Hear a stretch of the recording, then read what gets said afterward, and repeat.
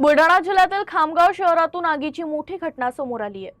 विकमशी चौकातील बंगार दुकानाला मंगळवारी मध्यरात्री भीषण आग लागली। आगीने काही क्षणातच रौद्र रूप धारण केलं। अग्निशमन दलाच्या 5 गाड्या घटनास्थळी धाव घेत अथक प्रयत्नानंतर आग आटोक्यात आणण्यात आली। या आगीत लाखोंचं साहित्य जळून खाक झालं असून सुदैवाने जीवितहानी टळली आहे। मंगळवारी मध्यरात्री सुमारे 2 वाजता विकमशी चौकातील भंगार दुकानाला अचानक आग लागली। घटनेची माहिती मिळताच नागरिकांनी पोलीस आणि अग्निशमन दलाला माहिती दिली। दरम्यान महावितरणने खबरदारी म्हणून परिसरातील वीज पुरवठा खंडित केला।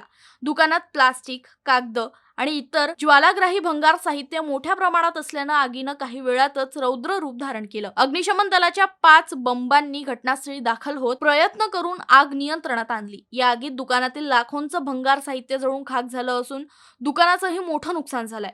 सुदैवाने घटना मध्यरात्री घडल्याने मोठी जीवितहानी टळली आहे। आगीचं नेमकं कारण अद्याप स्पष्ट झालेलं नाही।